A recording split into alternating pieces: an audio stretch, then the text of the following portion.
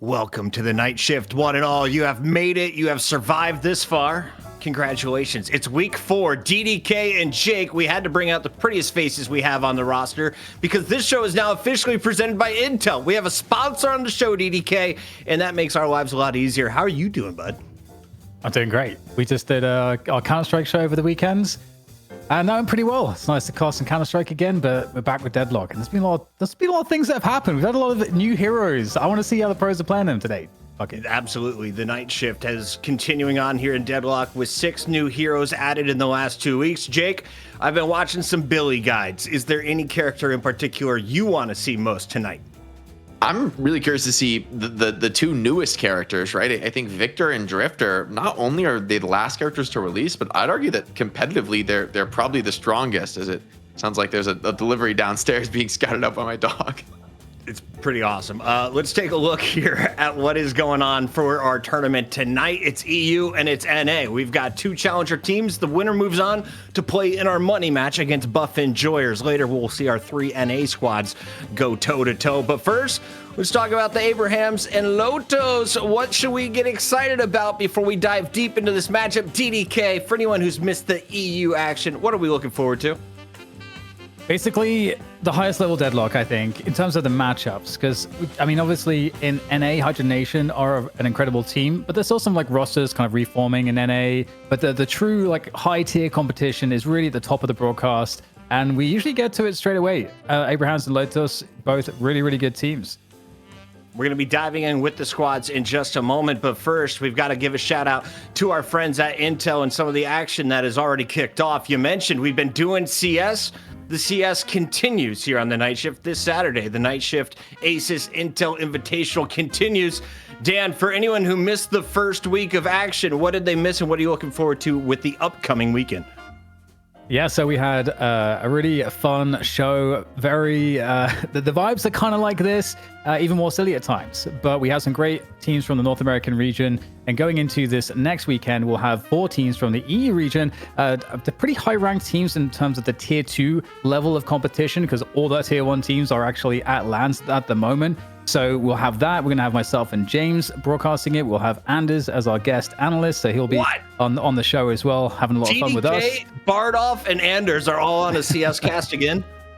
Yeah, and we also have like a cool show match, and we revealed it for the first time last weekend, where we have Intel who recreated TF2 classic maps in Counter-Strike 2, and we did a show match on it. And what's really wild is that the bunny hopping actually works, and so we had some TF2 like pros that were playing last weekend. We might be getting some for the show match this time, and they were bunny hopping at warp speed, and the other team had Counter-Strike people that didn't really know about those mechanics. So you got these bunny hopping like demons with AWPs and machine guns, and it was a lot of fun.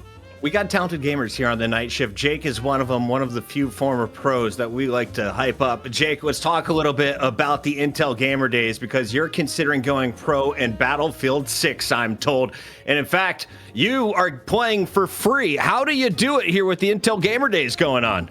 I mean, with the qualifying purchases, you could just snag Battlefield 6, which honestly, I mean, no matter what shooters you like to play, I feel like the Battlefield series is just always kind of that OG of like, you can hop in, have some fun. Me personally, I'm going deep into the back line. I'm doing crazy things as a secret agent in there, just running and gunning. But I'm just excited to, I'll go pro. Maybe I come back out of retirement for the Jake's the good guy who just runs around only healing people. He's just a medic who smiles at you, brings you back so you can die again to a tank. That's all going on right now. The Intel Gamer Days, get in on the deals while you can. We've got to give a shout out though to our Patreons. These are the OGs. They are the original Twitch subscribers before we had the subscribe button, which is now active. The top patrons, of course, have been helping run the business on the back end. DDK, we've got tiers of this thing. Anyone you want to give a shout out to? I know we have a graveyard shift for all the patrons that are currently signed up. Yeah, it's been a lot of fun because of the graveyard shift. It's the show after the show, and we have a little pre-show, post-show, into the post-show. If that makes sense to you, then you probably want to check in with the Patreon and join us for the graveyard shift. We'll have pros today, but I believe we have Lord NM. Last weekend we had John.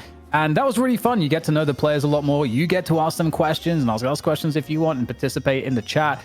So it's a lot of fun, and we are aiming to, over time, add more stuff to the Patreon as well. This is just the beginning, as we want to keep this show going, growing, getting better over time. More girth, less dearth. It's all about the info being dropped by these guys. We got DDK, we've got Jake, and we've got the best in Europe. We already talked about our patrons, but the subs are rolling in. And Jake, you just did it for free. How did you make use of your free subscription, Jake? Guys, you click subscribe. There's going to be, if you got Amazon Prime, there's going to be a little checkbox comes up that says use your Prime. Give us your Prime subs, guys. It really does support, the channel. And as though we have Intel sponsoring and being able to extend this for quite a while, we want to keep running this night shift Deadlock event. We want to keep having the community here week in, week out for as long as it takes, right? We want to just be here for the long haul and really build something. So if you're down with that mission, if you're enjoying the content, it would really help us if you subbed here on Twitch or on Patreon, wherever you do, it does help us. And all of those funds are going to go back into running more shows, more great content, and more of this key forum really in Deadlock right now for the best teams to challenge each other. If you're watching the VOD, this is the point you want to skip to. It's the time that we talk about the EU teams about to take each other on in our first best of 3, and we have some pick priority to discuss as well. DDK, who's been banned? Who has been the go-to? As DDK just made use of his prime. Look at these guys. They're on fire tonight. Sorry, what was your question? I was distracted. I forgot. It was something about our picks. Who have you seen? Who is getting banned? Who is getting locked in instantly? Yeah, I mean, Vindicta does seem to be the constant ban. The control Vindicta doesn't work as well with pub games as I guess seemingly it must do at the high level scrims. But yeah, a lot of the usual suspects that we're seeing get banned at the moment. The one that's been really interesting from last week to now is Billy, as we can see, is actually coming up on the picked list, the priority wise. When the first week there was maybe some sentiment that Billy was kind of trash, but it seems like the sentiment's turned around there, Jake.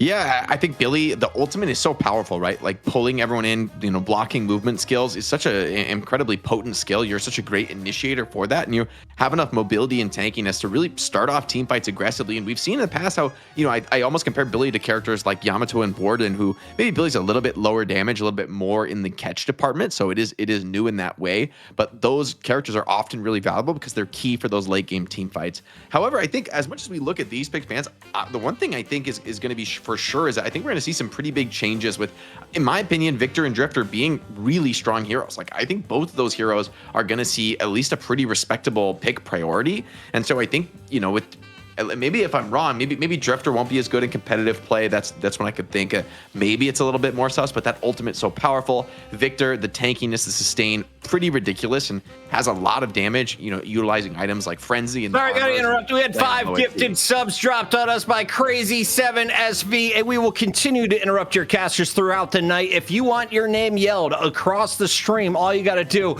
is sub. It is the first night of Twitch subs. Jake, you had a great point there. Do you want to wrap it up, or should we move on to the roster? All I'm going to say is it's going to be different. We're going to see 2 new heroes. I think they're the best 2 new heroes that's been released, maybe on par with Billy for Drifter and Victor, and I just can't wait to see what the pro teams do. Walden, don't think I missed your sub. Also, shout out to YLFUT. I don't know if that's something spelled in a mirror. Sergeant Miles was one of our first subs, as well as Froglets. The subs keep rolling in as Tressie just hit the prime. Make sure if you have a crown, that means you have a free sub. That means you have free delivery from Amazon, most likely, is how you got this in the first place. But use it on us every month because it's free money from Amazon that goes in to Jake's pocket. DDK, you and I will get cut apparently next week. Let's talk about the Abrahams, though, because they are one of the juggernauts of the European Union. We have seen them represent Russia proudly, but they've fallen short recently. What do they need to do if they want to go on to the championship match and win $1,000 tonight? Yeah, it's a good question. I mean, they have like an incredible lineup, obviously, having ABL joining into this team. Someone that is a star player that can play a lot of different playmakers to a super high level. I mean, I honestly it's probably just going to be some recalibration around the patches. I think that's one of the difficulties with Deadlock, where we've I think in previous episodes of the Graveyard Shift, we had AVG talking about having players fitting different archetypes, and that kind of helps you navigate some of the variability going patch to patch, because you can still kind of have your team understand, okay, in Deadlock, we want to have people that fit these various archetypes, so you can adapt as the game changes much more easily. And I think, there is sometimes Abrahams is going to be one of those teams that is pretty consistently very good regardless. And I don't know, Jake, I feel like I feel like Abrahams is going to be in the finals today. I just feel that way. I mean, you got to think with those two matches against Buff Enjoyers in the last week where Abrahams was a huge lead. I mean, they really felt like they were going to win 2-0. It looked like dominant victories. And then both times as a comeback, the first game was an even bigger comeback, but even game 2, Abrahams, I think, had a lead and still just couldn't hold on to it. So Buff Enjoyers, that immovable force, proved to be enough. But I think Abrahams are going to come back with something to say today. I think they're going to have reviewed those matches and have a different approach. If you can create a lead like that in the early game and make some better decisions in the mid game, I see no reasons why Abrahams can't be our champion today. Freemock is subbing in for Taz this week, so keep your eyes on Freemock. What is he able to bring to the squad? Does it throw off the teamwork, or does it enhance? Silver Brain just hit us with a prime sub, which means it's time to roll on to the opponent tonight. Taking on the Abrahams for a spot in the grand finals against the Buff Enjoyers is the one and only Lotos. We know Pyro, we know Sai, we've seen the Ivy play. If you're looking deeper in the lineup, Sonya Sniper has been the most recent addition. What can we expect from this team? How do they get to a finals matchup, Jake? Lotos, they're definitely the underdog here today. I think they're going to need to come up big, especially with how strong. It's not like Buff Enjoyers got blown out of the water, or rather, not like Abrahams got blown out of the water last week. They looked like a really solid team in the money match. And so for Lotos, they're definitely going to be playing up against that tough challenger. So for Lotos, I think whether or not they can get this win in the opening match, it's more about putting their mark as a team and continuing to improve, continuing to show that progress, especially the laning phase. I think they need to come out of the lanes in a respectable spot. If Abrahams gets a big lead on you out of the laning phase, as we know they can against a lot of teams, then you're going to be in a rough spot. I don't know if they're going to be able to hold on the way Buff Enjoyers have been able to. DDK, if you're bringing out one of the new characters, one of the 6, who do you think could give you an edge in this game? Because I feel like bringing out something that your opponent hasn't seen a lot of may be the secret to success for a team that has struggled to make it to a final. Yeah, I mean, we already had note of it from Jake. Having the addition of Drifter and Victor into the hero lineup, definitely, those are definitely ones that have been every game I've been in have been just absolutely wrecking people. Obviously, the pub games are not going to represent the same level of value and from the coordination you get at the high level scrims, but those are really, really good heroes. And I wouldn't even be surprised to see Billy. I think some of these picks obviously are going to be a little bit more dependent. But, Victor seems like a pretty insane carry going into the late game. So I'm curious how teams are actually going to value that. But I wouldn't be surprised if we do see Victor and Drifter. Drifter especially, I think, is nice because of the immense power you have with ganking, with a sort of ganking-based style, which is something that maybe you would have been using Haze for previously, trying to isolate heroes in the jungling phase, trying to disrupt that 7 that's farming, whatever it might be. So I don't know. We'll have to wait and see. What do the EU teams value this week? The Drifter Victor combo. Are they the new Mo and Krill? No, they're not. These are the originals, and they're not going away. Jake, let's take a look at a duo. Mo and Krill versus Mo and Krill. We got the yellow one versus the blue one. We never know till the end who is who. So production, if you could chime in right away, that'd be great. If you're just joining us, this is how we decide who does the first picks. And was that a parry early on, or are they just playing awesome here, Jake? Instant parry out of the air. Always a nice one to grab. I mean, and there's so much metagaming in these ones, though, but I think it comes down to the mind games, right? Because you can't really react when the player either heavy melees and hits you, or they turn around the other way and completely fake you out. So I think this is all mental games. See a lot more jumping the last couple weeks, a lot more fake parries, but it really is down to the wire this one. No one's getting a decisive advantage. One parry could turn it all, but Blue Mo down to almost no HP, very little to work with. Necro Dancer, thank you very much for the Twitch sub. I think that is ZP on his secret account. It makes those dead bodies move, and the orange team wins. Who was orange? The Abrahams were. Nice. We should give them fleet foot next time so they can do heavy melee cancels and stuff and make it really next level. Dan's onto something. I think we should just remove gravity as well. Let's take a look here at our draft system for those that are just joining us here at Deadlock. I know we've got a lot of new people tuning in for the first time. Thank you for joining us from around the world. It's our first night live on twitch.tv. We have subs available, I should say, for the first time on twitch.tv/Deadlock Night Shift. So make use of that button as we kick the bans off. It was Lotos getting rid of the blue feet. No more Vindicta. Jake, are you surprised? We looked at the week 3 results. She was number 1 on first bans. Yeah, I mean, Vin is super strong, and also I think you really don't want to give this hero to Abrahams in particular, because I think Vindicta's probably one of the best snowballing heroes in the game to take an early game advantage and continue to grow it, continue to press that advantage, and that's been Abraham's calling card as a team. So stylistically, I like this approach. See what they go with first pick, though. Well, there goes Pocket. So, oh man, this is going to say a lot if we do see one of the new heroes out of the gate, but still, like, there's a lot of value for a Holiday. Like, picks like Holiday. Oh, Visca's first pick. That's super interesting. I was going to say, like, Holiday is still something that is really important, and it seems like teams are valuing those initiators a lot at the moment, and Holiday still is unique, I think, in the class because of the level of versatility. Affix just dropped 5 gifted, by the way, on the stream. Much appreciated, Affix. That's a huge one.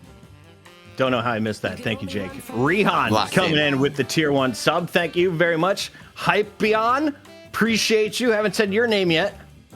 They just keep coming. In the meantime, we do see the Holidays. So you're right. We're going to see some barrels of fun, a few lassos of fun. Holiday, the most OP character, DDK, or who do you put in that number 1 spot?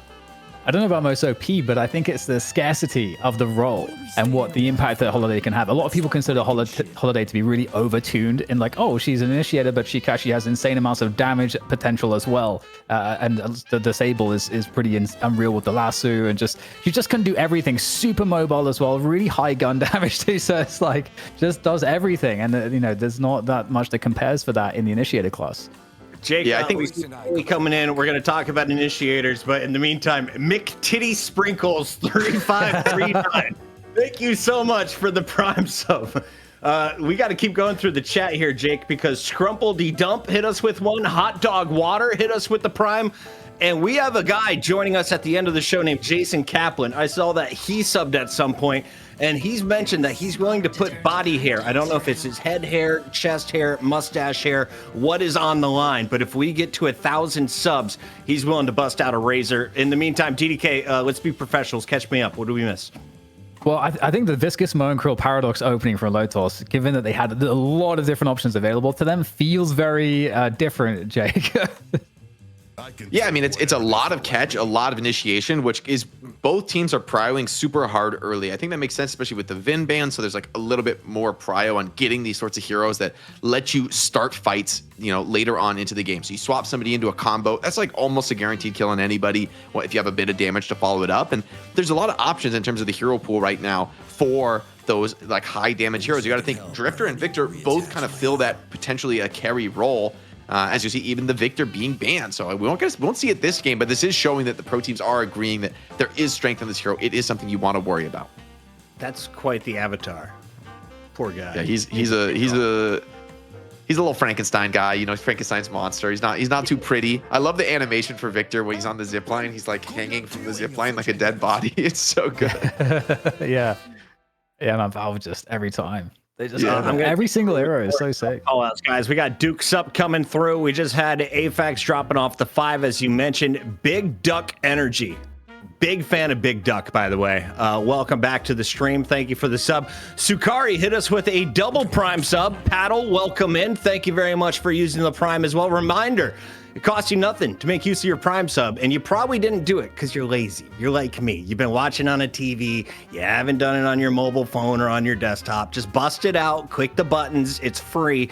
You'll get no ads on this show as well. So as we go to break, you stay tuned with us and listen to some jazz music over some highlights. Sketchy JJ, thank you for the sub. We've got a Warden and a 7 locked in. That's all you've missed so far, chat. Brick a Book, thank you for being here. First time chatter, as well as Jexy. Once again, you guys can use your Prime sub for free. It's really fun. Ellen F and T, thank you for the tier 3.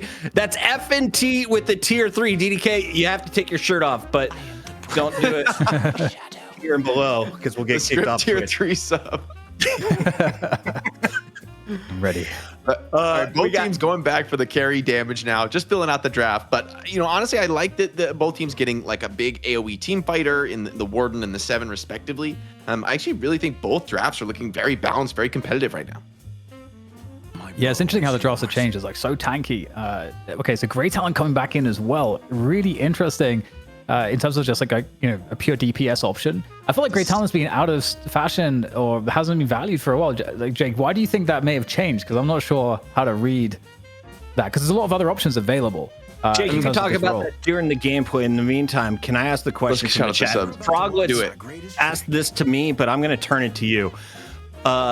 Jake Cat Maid costume. How many subs? 1,000?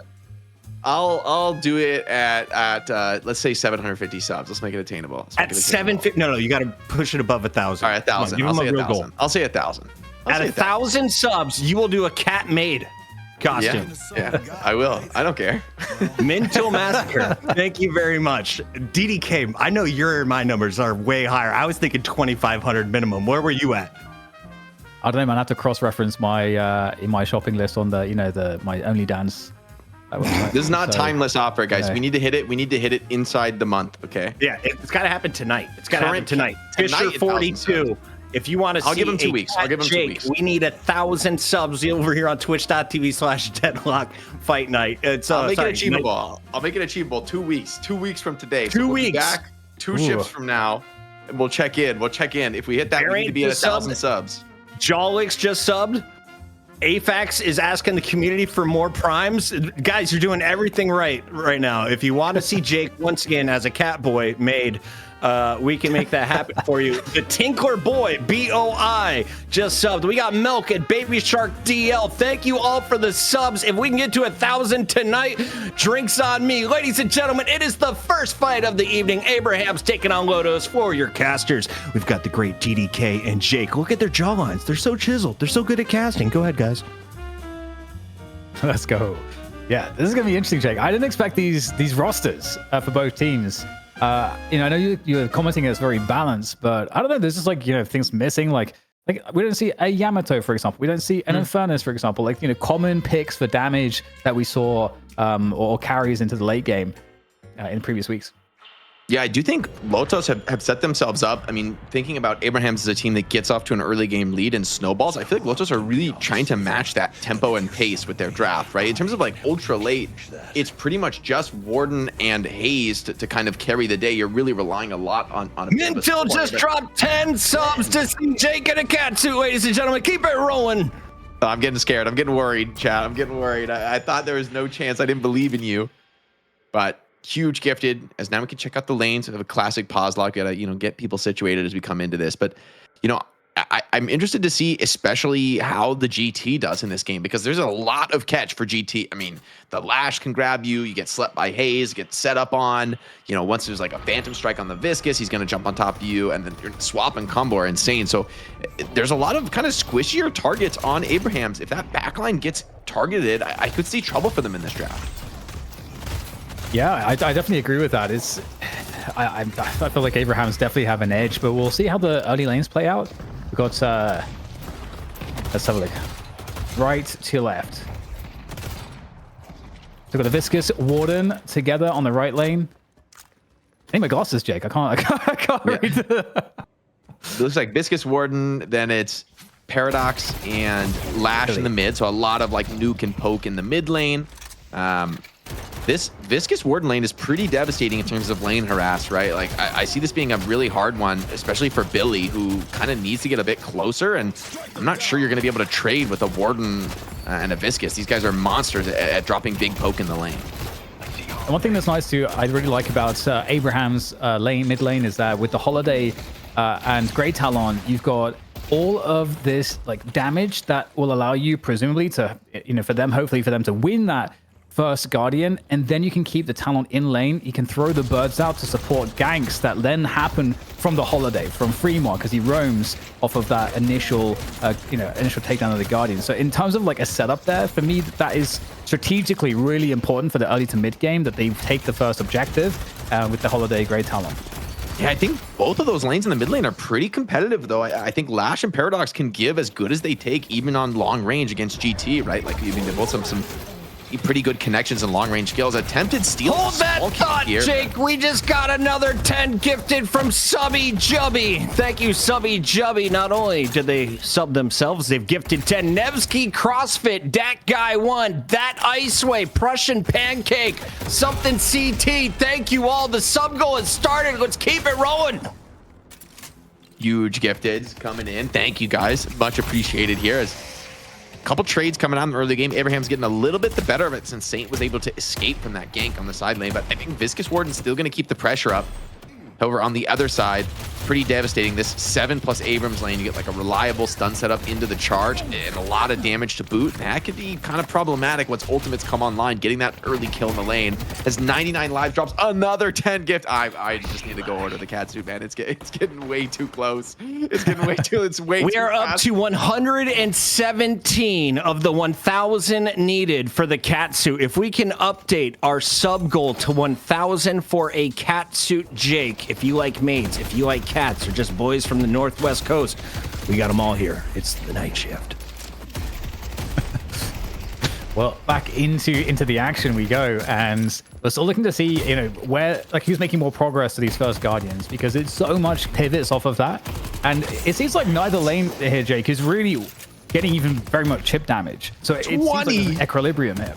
Oh my God! Somebody just slammed 20 gifted. Are you kidding me? That's not somebody. That is Myth who is coming in. Myth, what is up, buddy? Thanks for checking out Deadlock. Hope you're loving the game and loving the stream. This is week 4 of the night shift, and you are watching Abrahams, who always go to the finals. Sometimes they walk away with $1,000. Thanks for the 20 gifted.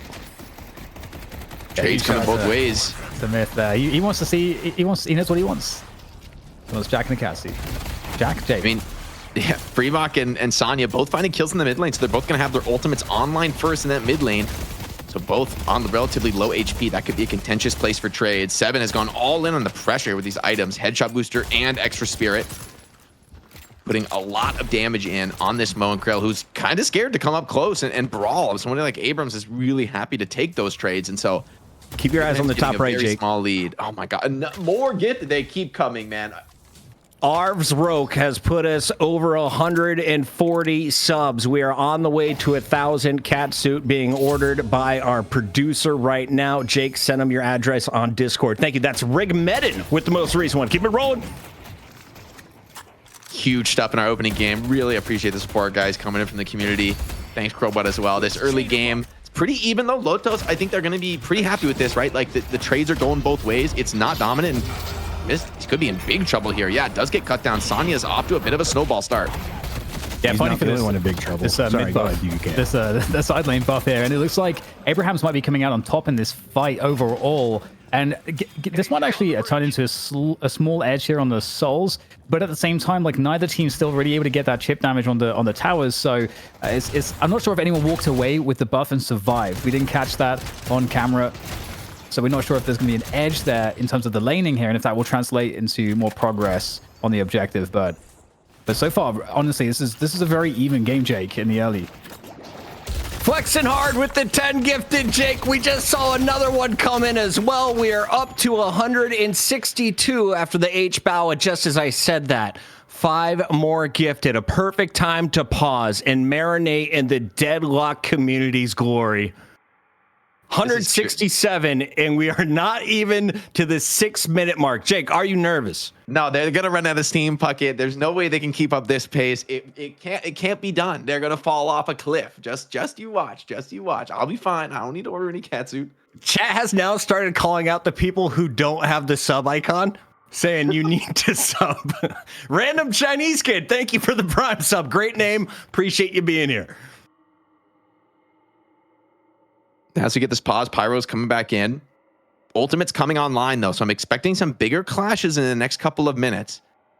Saint, I think, on this Sinclair has a lot of potent ults to steal this game. You got Warden ult, you can steal combo from Mo, you could steal the Lash ult, so I think Saint could have a potentially pretty big game with a lot of options, a lot of stuff to keep in track of here. Oh, nice combo catch there. Oh. Unfortunately, I mean, Sai's going to be able to get that kill.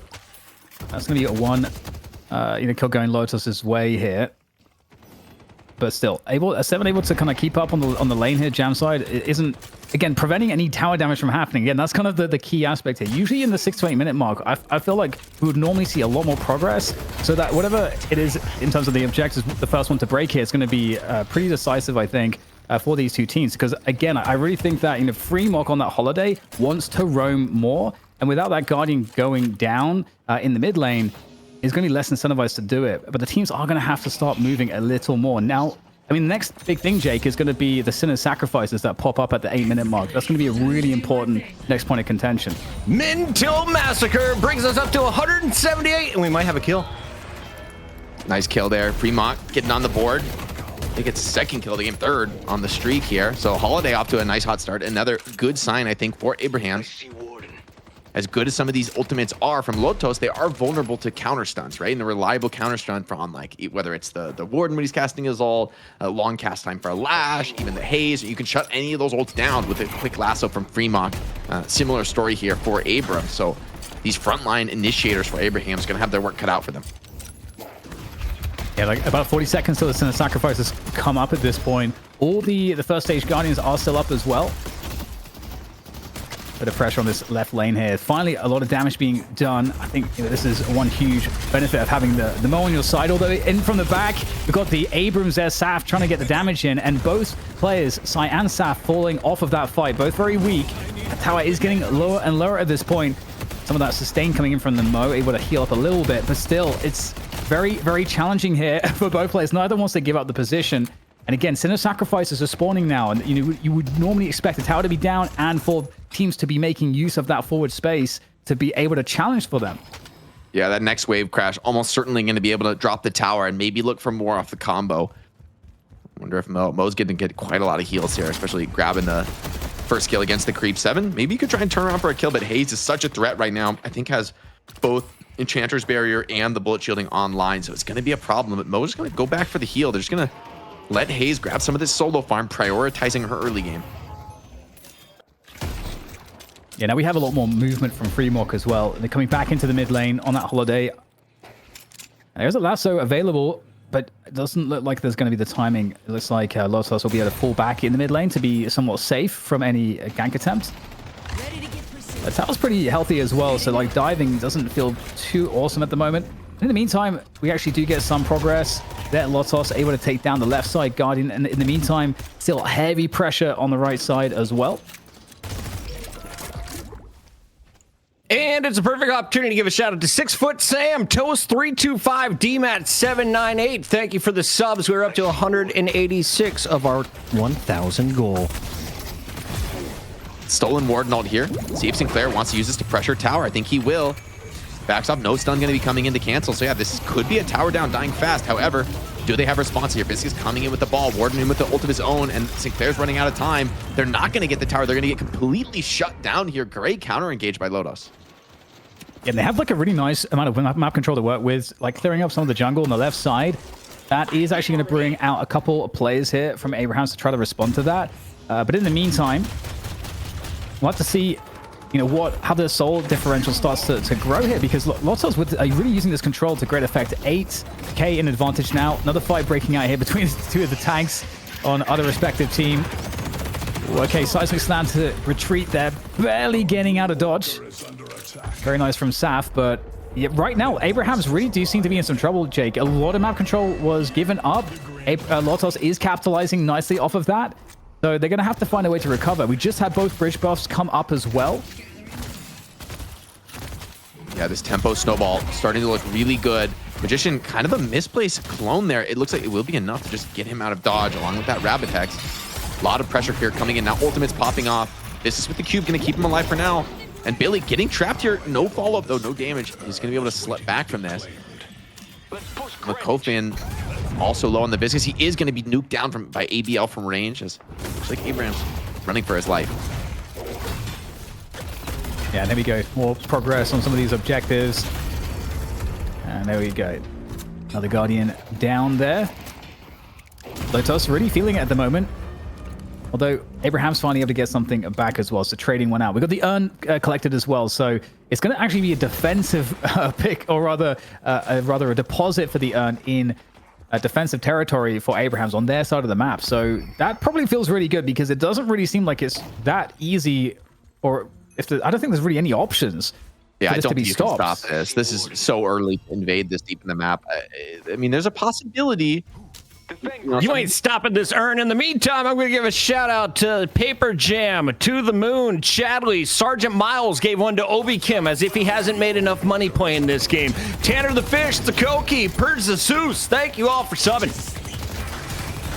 And bringing all those players Walker, to over to the right side. I like this decision actually from Lotos. Rather than contest the urn, they're putting heavy pressure on this side of the map. 7 trying to defend alone. Sinclair has come in to assist it, but still half Walker down. Catch onto a Lotos player, though, is a nice find this early in the game. Yeah, I really like the you know, again, as we were saying, like, it really wasn't possible for them to challenge that. So really huge punish from Lotos to get that control, get that damage on the left side.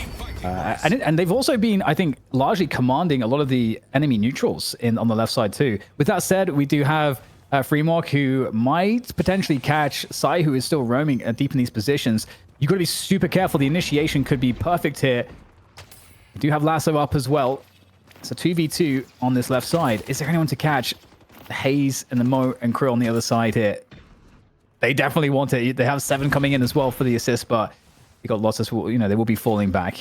I mean, Mo is such an annoying character in this spot. He's going to grab some Sinners here. They're going to try and catch him, but he dodges just away from the Rabbit Hex in time. Has the Burrow. They need to stun him out of this. Get the 7 stun on him, but it's going to take a while. Stolen combo. Okay, surely this is enough control. They brought so many players to deal with this Mo. They are able to grab him, but on the other side of the map, also a winning fight for Abraham. So they're able to win 2 at once. That would be ridiculous. That's huge. Lotos able to, you know, get that kill there on the right side, clean up a little bit, and they've got this weakened Guardian on the right side also to deal with, so that's going to go down. And that means that right now we have a pretty big advantage for Lotos still. They are even on souls now. They were almost 8k ahead previously, but they have the possibility to take more map control than their opponents. That's kind of the edge they have at the moment.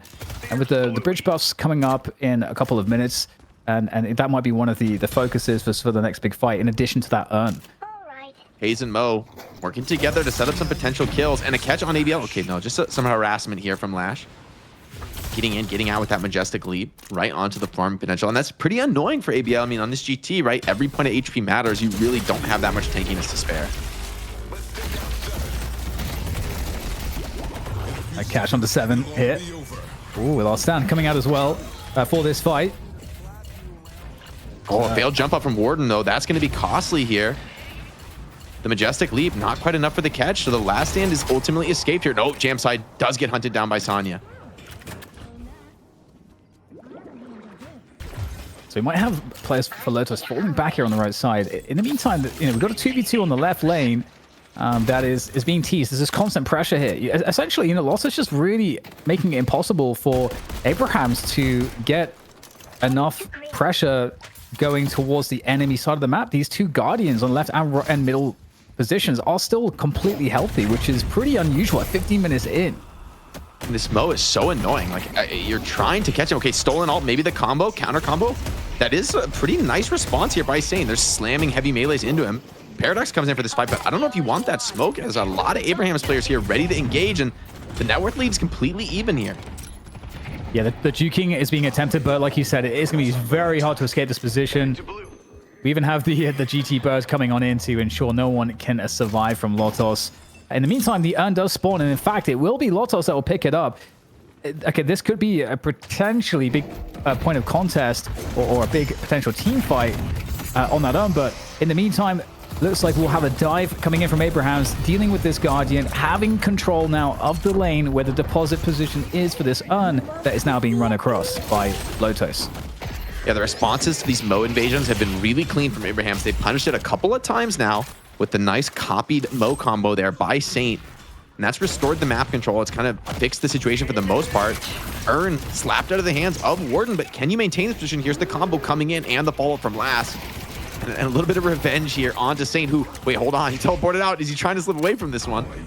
Movement buff online. He might be getting out of there.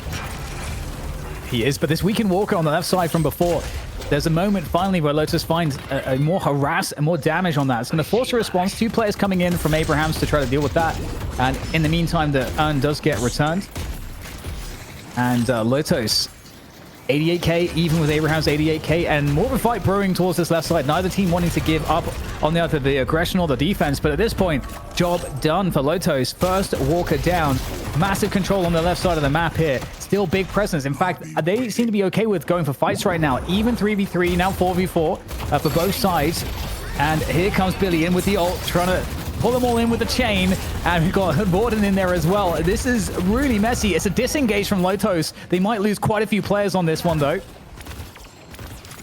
Seems like Viscous able to roll out of that one, but getting the Warden kill is nice. In the end, though, it's a Warden death for a Garden, and you brought a massive rotation of Abraham's players. You used a lot of key ultimates. So I'd still say the tempo here favoring Lotos, but the game very much balanced on the edge of the knife. Lotos really needs to find a team fight before these ultimates come back online. And against Abrahams, I mean, you still have Lasso, right? So you can still look for some of these pickoffs. Speak of the devil, and it's Mo caught, punished. Once again, all these stuns slam on the Mo time and time again. But it seems like a missed pin will be enough for Mo to slip out. As we find out if the Mo can survive, big shout out to the chat, especially everyone who refused to give Hoot a sub. Let's hold strong, gift them randomly, but no one gift Hoot one directly. He'll win one later in the show, I guarantee it. Let's stay tuned though with our casters, DDK and the great Jake on the mic.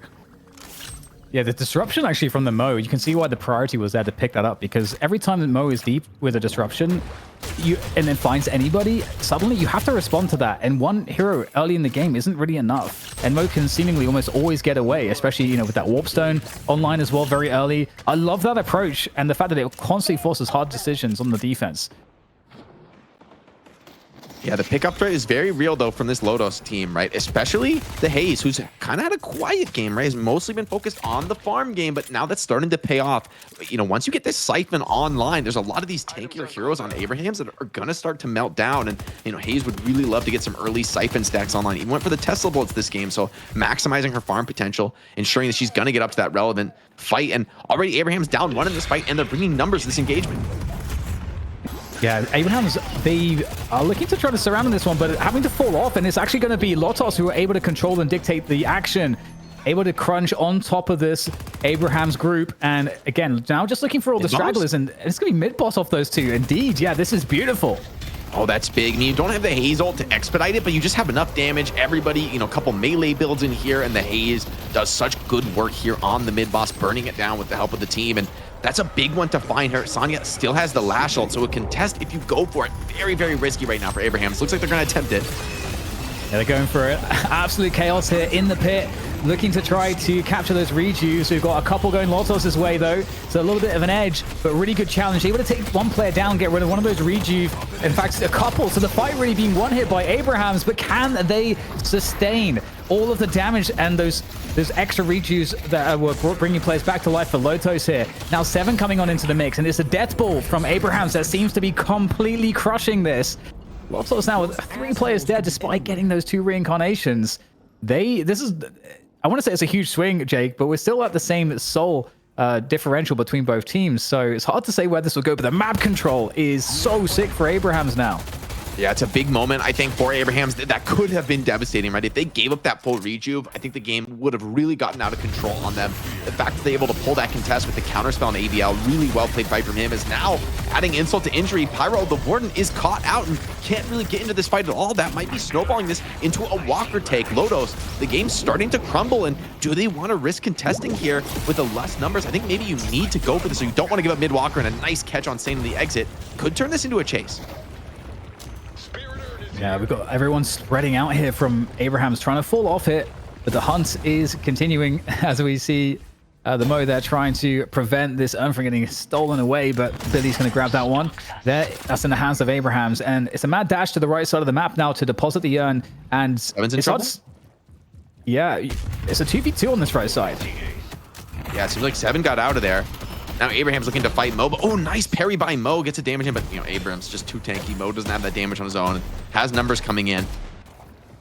Abraham's been great at saving out some of their players, but Jamside getting so low is probably gonna have to fall back to base. It's a bit of an inefficient play for him. They're able to grab this urn, but the turn in is pretty difficult. I mean, you don't have Guardian on that side of the map. You don't have the waves are crashing against you right now, and yeah, I don't know that this is that realistic of a turn in. I feel like you just have to hold the urn. As by the way, Haze just grabbed this Siphon bullets. Watch out for her damage in the next couple of fights. Haze and Sonya, you got massive gun damage, massive spirit damage, and the team fight to boot. I don't. It could be potentially scary. Like if you get a really good Lash ult this game, I feel like that could be the team fight. Yeah, I mean, it might be an opportunity for that. Actually, no, Lash ult is offline currently because the urn is looking to be deposited. They want to posture it, and even if they don't actually try and turn it in, just by holding it, you know, they're showing where it is on the map to the enemy team, as it does reveal on the enemy minimap, and that's going to often create respect. You know, you got to rotate to defend that line, but defense is now on this left side Walker. A response here, 2 versus 2 there. You don't want to over-respond, and it's looking pretty good right now for Lotos to prevent the damage, but that is the moment the urn is getting attempted to be turned in here by Abrahams on this right side. Huge battle, as discussed. That 7 ult's going to come in over the top here. Massive spirit damage connection, controlling this area completely, and that shuts it down for Lotos and gives every bit of space over to Abrahams. Haze does get big stacks on 7 though, so I don't know if you want to continue to take this fight for the 7. The Haze is going to pump huge damage. Saint thinking about the urn turn in, but here caught by the lash ult. Big dunk onto the 7 as well. The follow-up is there. The nuke's coming in, and are they going to be able to clean up these kills? Saint Rabbit Hex keeps him alive for just a second, but it's not enough. Yeah, Lotos in control on this right side, and they might be able to grab this urn as it's walking its way back. Huge swing of value and victory on that side. It's going to be at the cost of a Walker, so at the very least, this 2v2 that was on slow burn on the left lane does give some consolation to Abrahams, as we now have Billy just on the lonesome trying to defend. This Walker does have the assist now, baby, on that Grey Talons. That's a lot of damage output, and they're going to put the stoppage on this, but still, a 10k difference almost has now asserted itself on the scoreboard in favor of Lotos as they regroup in mid. So Jake, as a noob, how big of a lead is 10k 23 minutes in? Or is this still anyone's game? I think this is very much anybody's game. I would call a 10k lead about the smallest at this point of the game, where I really even think of it as a lead, right? Like, it means, like, realistically, probably like every player has 1 or 2k extra souls, and at this point in the game, the items are so expensive, you're probably not making a huge difference here. As you see Abrahams making a confident push here into the double sinners, grabbing Sonya, I think the richest player here on Lotos, and a huge bag off him. So already that's going to equalize a lot of that lead, as you know, Abrahams have been able to catch up just a couple K there. Jake, quick follow-up question from chat. Do you think you could fit in Deathy's cat suit so we could save money? We'll have to check the measurements on that one. We'll have to check the measurements, check the follow-up there. But I'm down to buy new, man. I'm down to get something nice for the people. Spend on the nice stuff. All right, back to you, DDK. Yeah, it's been Walker getting taken down here by Abrahams, going for a big push. They caught Lotos out of position. Huge punish to try to bring themselves back into the game. Now swinging over to see if they can take any of the neutrals and applying pressure to the enemy jungle, and finding Mo also isolated by himself. And they might be able to take down Sai. He's been really slippery here. And if he's able to get back to his teammates and Abrahams don't back off, we're going to have another big team fight. Yeah, it looks like the numbers are coming in here. Chasing a Mo is always a bit of a dangerous game here.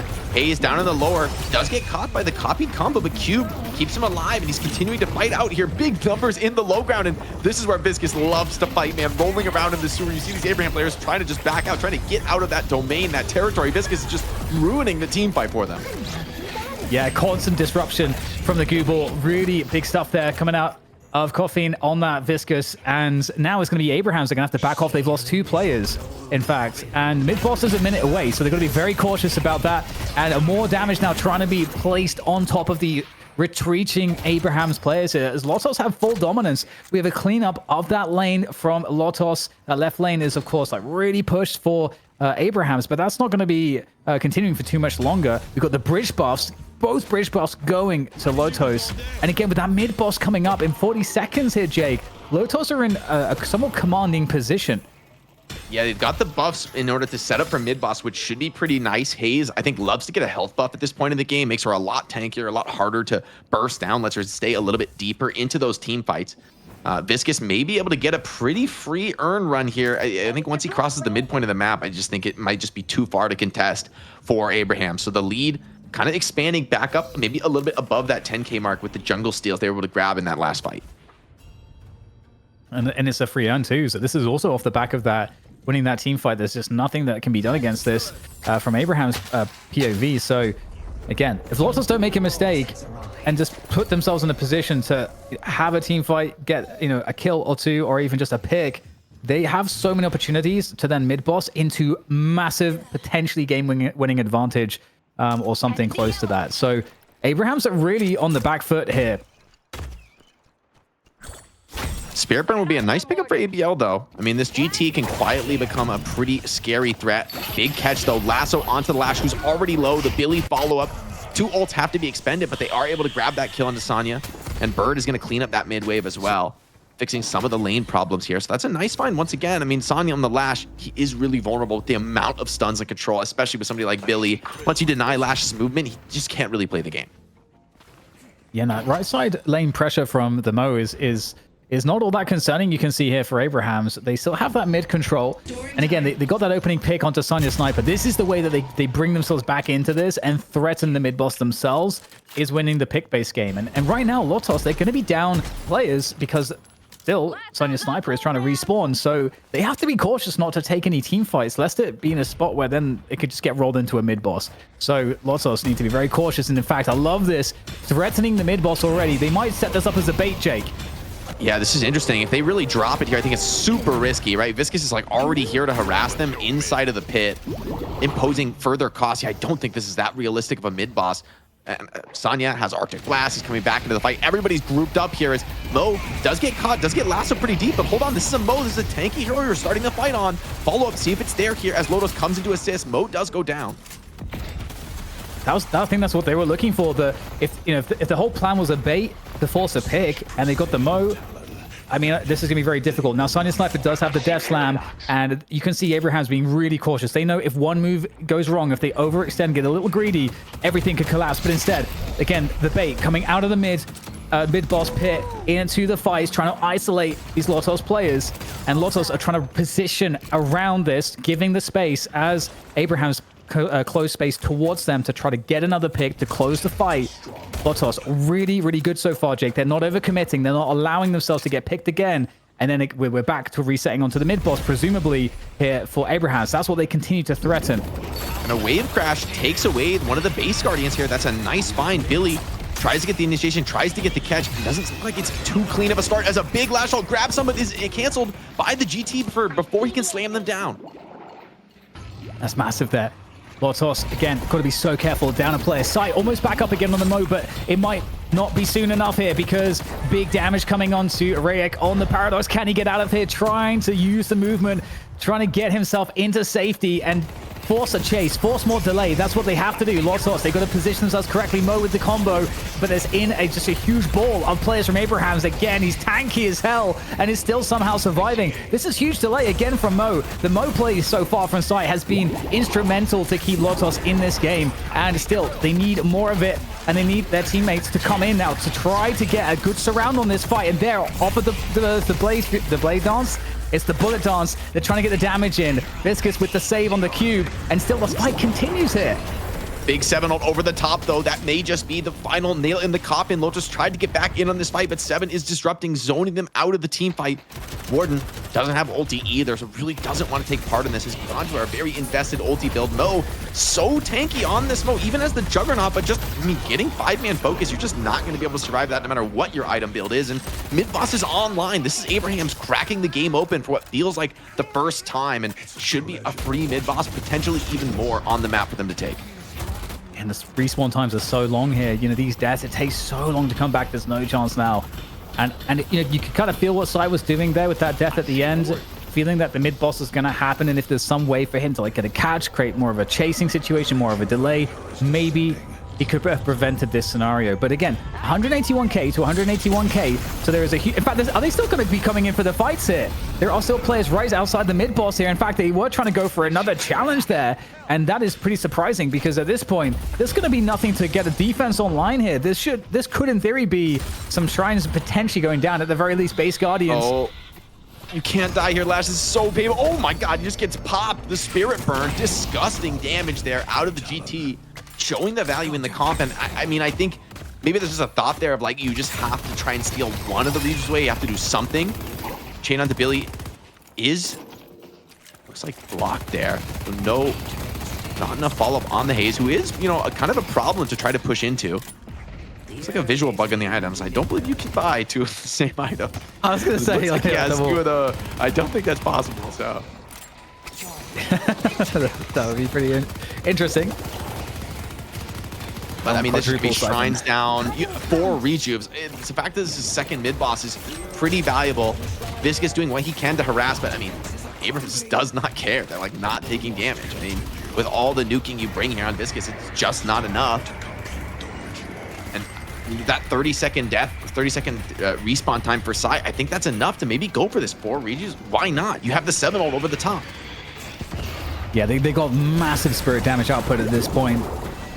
Yeah, indeed, this would be such a good spot here now for 7 to find a spot. There it is, coming in on top with the ult. This is massive damage. Gets disrupted, though, by Viscous, I think. They're on the Google, but it doesn't matter. The damage is thick, fast, and furious there, and it's a finish and a half from Abrahams, picking up the dub against Lotos. And they were behind, I feel like, Jake, for most of the game, but they made great decisions in the macro and had great tenacity to bring it back. Yeah, really great macro play. I feel like despite the fact they were behind, they managed to just get an edge on walkers. They managed to take walkers a little bit earlier, managed to get a little bit more value despite the soul deficit they were in. So really well executed by them. I think they leveraged the global presence from Grey Talon really nicely to kind of add that extra +1 into some of those fights on the flank. Also got to give a lot of credit to Fremont, right? He's subbing in, filling the shoes of Tass. I would say Tass is like the best, or at least clearly in that elite top tier of initiator players. And so for Fremont to come in here and put on a big show here on the holiday, get a lot of big connections on the lasso is, I think, a great sign for their upcoming money match there against Buff and Jars. Yeah, to quote chat, you saw Pyro just getting put in the corner and forced to watch things. It was not nice. The lasso was working. Holiday was pumping. Fremont doing his job and doing it well. DDK, we are almost to 200 subs. I feel like it's a great start to the day. We're getting 800 more as we go to the money match, but did you get what you were expecting out of Lotos? And how did they throw this game? Because we checked in and it sounded like everything was going their way around the 23-minute mark.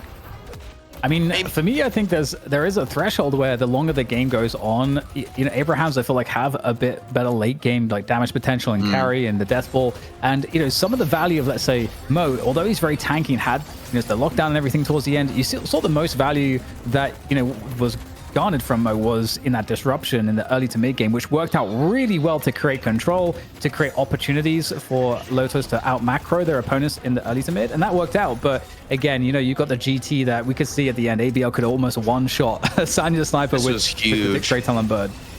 I mean, he parries not only on the reju, but he's also parrying the lash ult right there. I mean, I think not only this fight where Lotos felt like should have gotten those rejus, felt like they had the advantage there, but instead they you know, end up losing the fight and just going against them. And then once again, when it comes on to the next mid boss, they get completely stomped in that fight. So I mean, I think this really, the mid boss fights were the differentiating factor here for Abrahams, right? Like a couple of times they just have a really clean engagement, and that is one of the most challenging fights, I think, for top teams to play, you know, or at this level really in general, because there's so many angles of attack, there's so many things you have to worry about, and that mid boss can just go in a second, right? Grabbing those charges up, completely turning the fight with a couple of key parries. So the execution was really sharp from Abrahams there. Although I just was impressed by Lotos today. I felt like Lotos played a really good game. I don't want to take anything away from them. I just think Abrahams had the tenacity to hang on. Lonely piece of pie. Thank you for the 5 gifted as Jake gets ever closer to growing cat ears. This show continues on with the championship match here in just a moment. But first, we look at the numbers. And I got to ask, is there an early MVP candidate? Who are we impressed by as you take a look at who's got the biggest digits, DDK? Yeah, I mean, it's a tough one, honestly. It's a really tough one. I think, obviously, it's for me, often Holiday's impact is really, really important. But I don't know, Jake, in terms of Abrahams, where do you fall? Because for me, it's not a clear pick.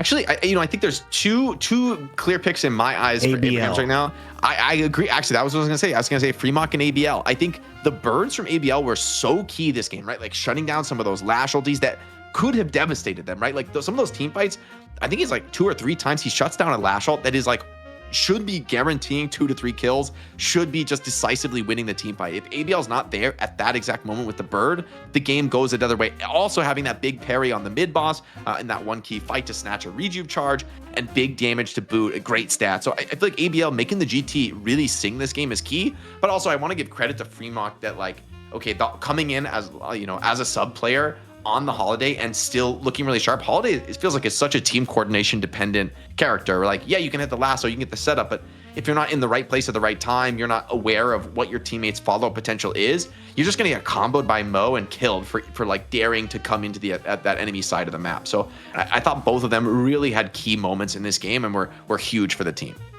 Incredible stuff. Finally, the Abraham stopped losing to Viscous. It was 4 games in a row that the goo got the best of them, but no goo this time around. Your MVP, ABL, taking care of business. We take a look at the total souls over 33K. We got 5 kills and, more importantly, 14 assists with 35K player damage. What makes this character so important in it? Will we see it in the grand final, or is this something that potentially gets banned out, TDK?